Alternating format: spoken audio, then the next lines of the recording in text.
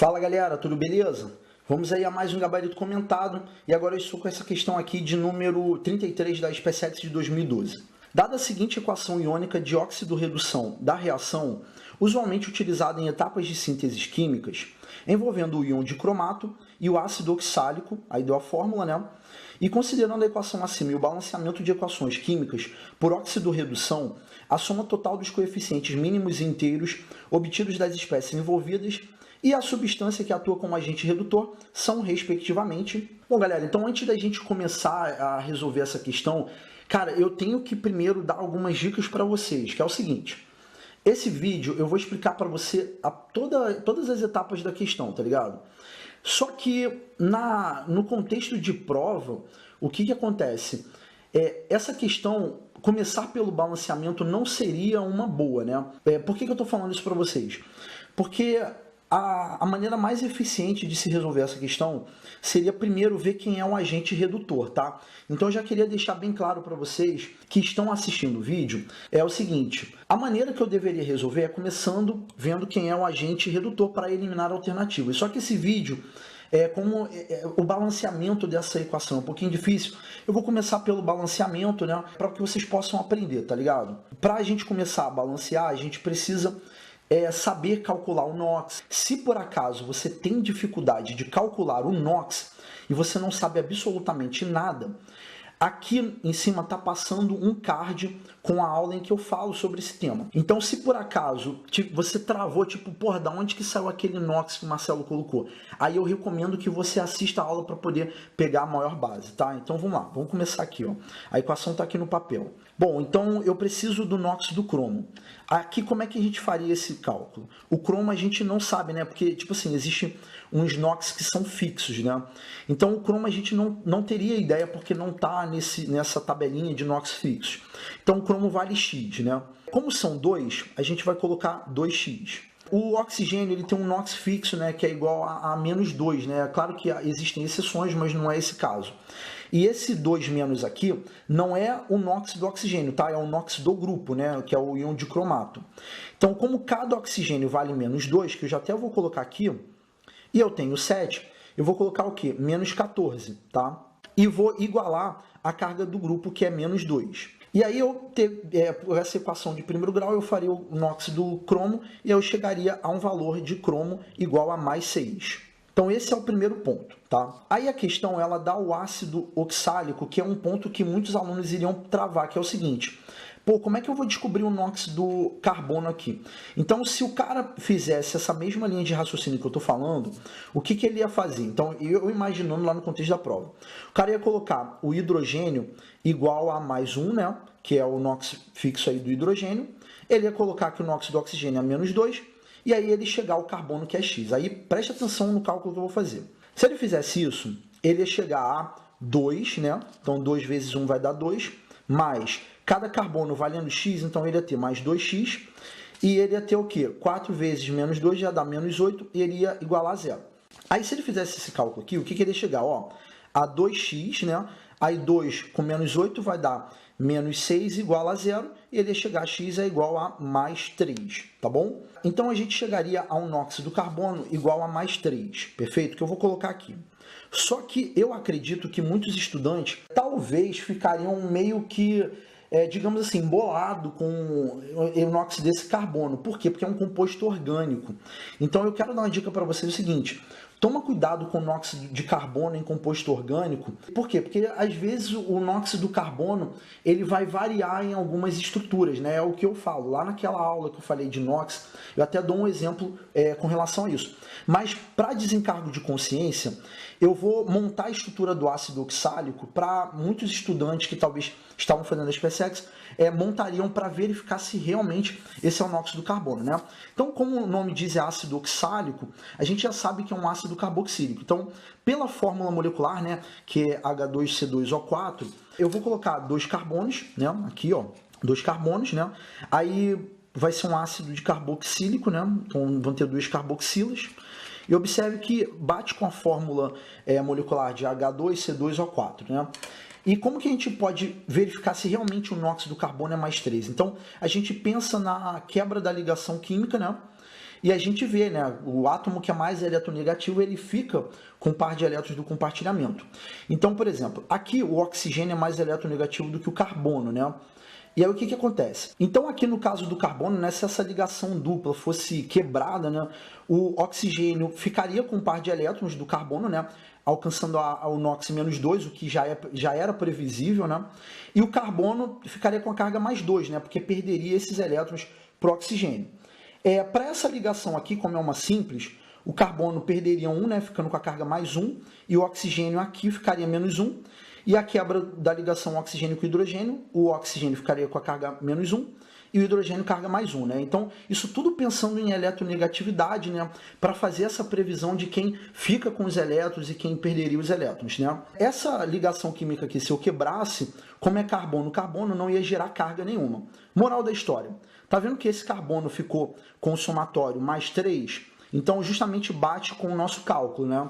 E aqui, se eu fizer a mesma coisa, também chegaria a mais 3. Então, beleza, a gente acabou de conferir. Então, eu estou fazendo isso só para no sentido assim, de tipo, meu irmão, você entendeu o que eu fiz? Se você não entendeu, assiste lá a aula, tá ligado? Para você pegar a maior base do conteúdo, tá? Mas enfim, vamos lá, continuando. Aqui o hidrogênio já está com o NOx dele, né? Que é mais 1, né? Tá aqui a carga. E aí eu teria o cromo com carga mais 3, que está aqui já. Aí aqui, fazendo a mesma ideia, então o oxigênio vai valer menos 2, o carbono X, aí eu chegaria a X igual a mais 4. E o hidrogênio seria aqui mais 1 e o oxigênio menos 2. Esse é o primeiro ponto, brother. É claro que lá na prova você tem que ter tempo, né? Tipo assim, você precisa fazer o bagulho rápido, né? Para te sobrar tempo para você quebrar a cabeça. Mas, cara, balanceamento por óxido-redução, se você fizer muito na pressa, a probabilidade de você fazer merda é muito grande, tá ligado? Então, cara, tem que fazer com calma aqui o negócio. Porque se você errar a carga, irmão, já era. Depois que você colocou o NOx de todo mundo, agora que você vai começar com o balanceamento de óxido-redução. Então, se ao final desse vídeo você quiser assistir uma aula sobre isso, tá passando o card agora em que eu falo sobre como que fazer esse balanceamento. Mas enfim, o que você tem que fazer primeiro? Você tem que ver quem teve variação de NOx. Então aqui nesse caso, quem variou? O cromo, então eu vou colocar assim, ó, tá vendo? Ó, vou botar uma setinha desse jeito. E quem variou foi o carbono, né, que foi de 3 para 4. Então o cromo e o carbono tiveram variação, tá? Agora o que você tem que fazer? Você tem que fazer assim, olha, o cromo variou de valor para qual valor? Então olha só, o cromo começou com NOx mais 6 e terminou com NOx mais 3. Você vai concordar comigo que essa variação diminuiu o NOx do cromo, né? Então, assim, a redução ocorre com a redução do NOx. Essa redução, ela ocorre pelo recebimento de elétrons, ou em outras palavras, pelo ganho de elétrons. Então já tá o macete aí, ó. Redução reduz o NOx pelo recebimento de elétrons, o re. Agora, o que você faz? Ó, essa variação no NOx foi de 6 para 3. O que isso significa? Que cada cromo recebeu 3 elétrons. Então, por isso que foi de 6 para 3. Como são 2 cromos, o recebimento total, ou seja, essa variação no número de elétrons, foi de 6, tá? Ou seja, cada cromo ganhou 3 elétrons, como são 2, eu vou ter um total de 6, tá? Então, isso daqui é o que te interessa. Você vai deixar anotado. Não faça esta merda de cabeça. Se você fizer isso de cabeça, você pode perder a questão. Então, não faz o bagulho na doideira. Faz o troço direito. Anota. Você não é o Linus Pauling. Então, lá na prova, para você errar isso aqui é mole. Então, vamos continuar. O carbono foi de 3 para 4. Esse aumento do NOx significa que o carbono perde elétrons aí ao longo da reação. Então, a gente diz que sofreu a oxidação, tá? Então, olha só. Essa variação foi de 3 para 4, ou seja, variou em uma unidade o NOx, né? Como são 2 carbonos, essa variação total foi de quanto? De 2, né? A mesma linha de raciocínio aqui de baixo. E é essa informação que te interessa. Você sempre tem que levar em consideração o número de átomos que você vai ter, né? Agora, o que você faz? Agora que você chegou a essa informação que eu circulei, você vai fazer a seguinte pergunta: dá para eu simplificar? A resposta é sim. Então você simplifique isso, tá? Então vamos lá. Aqui eu vou colocar 1, né? Então vou dividir tudo por 2. Aqui é 1 e aqui é 3. O que você vai fazer? Você vai pegar esse número, né? Esse número para o cromo, você vai colocar aqui na frente da substância que contém o elemento que sofreu oxidação. E esse 1, né, que é do elemento que sofreu oxidação, você vai colocar na frente do elemento que sofreu a redução. Aí você já está pensando assim: pô, Marcelo, eu tenho que colocar 1? Tem que colocar sim. Ué, Marcelo, mas quando não tem nada, entende-se que é 1. Então, por que eu tenho que colocar 1? Você vai colocar esse 1 para você não mexer mais aqui na frente, tá ligado? Então, por isso, você coloca. E agora você vai, depois que você fez essa operação, você vai agora continuar com o balanceamento. Então, se liga. O que nós vamos fazer agora é o balanceamento pelo método das tentativas. Então, agora a gente vai tentando acertar os coeficientes. Então, vamos lá. Aqui eu tenho 2 cromos, tá vendo?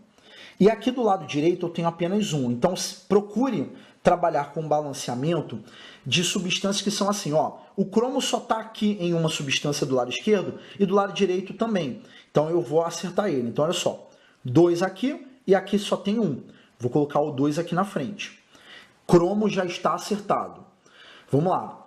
Oxigênio eu posso balancear? Não. Por quê? Porque o oxigênio tem 2 substâncias do lado esquerdo e do lado direito aparece 2 vezes. Então, eu não vou mexer nele. Vamos lá. Próximo a gente vê, ó, hidrogênio. Hidrogênio aparece 2 vezes do lado esquerdo e aparece uma vez do lado direito. Então, não é uma boa. Vou deixar o hidrogênio para depois. Vou trabalhar com quem? Com o carbono. Ó. O carbono aparece uma vez aqui e uma vez aqui. Então, vou mexer com ele. Ó. Esse 3 na frente multiplica todo mundo aqui. Então, vou ter 6 carbonos. E aqui eu vou ter apenas 1. Então, vou colocar o 6 aqui na frente. Carbono já está balanceado. Agora, o que eu vou fazer? A ideia é o seguinte. Agora que eu já acertei o carbono, eu posso agora tentar trabalhar com o oxigênio. Por qual motivo? Ó, do lado esquerdo, as 2 substâncias que contêm oxigênio já estão balanceadas, né? Por conta de outros elementos. E do lado direito, tem apenas uma substância que contém um oxigênio que eu não mexi. Então, agora eu posso trabalhar com o oxigênio. Então, preste atenção. Do lado esquerdo, quantos oxigênios eu tenho? Eu tenho, daqui vão sair 7 oxigênios e daqui vão sair o quê? 12. Então, assim, 7 com mais 12 vai dar o quê? 19, tá? Então, do lado esquerdo tem 19 oxigênios. E do lado direito eu vou ter quantos? Aqui vão sair 12. E aqui eu vou ter 1. Então, o que acontece? Eu vou ter que trabalhar aqui na água para poder chegar a 19. Então, o que eu vou fazer? O total do lado esquerdo, que é o maior, não é 19? Eu vou subtrair dos 12 que eu já tenho e vai me restar quanto? 7 oxigênios para eu trabalhar. Então, eu tenho que mexer aqui na água no sentido de chegar a 7 oxigênios, né? Então, vamos lá. Como aqui só tem 1, eu vou colocar o 7 aqui na frente da água e, ó, 6 vezes 2, 12, com mais 7, 19. Acabei de balancear o oxigênio. E por último, eu vou trabalhar com o hidrogênio. Só falta o hidrogênio para acertar. Então vamos lá. Do lado direito da equação, eu tenho 14 hidrogênios, concorda? Ó, do lado direito só aparece aqui na água, 14 hidrogênios.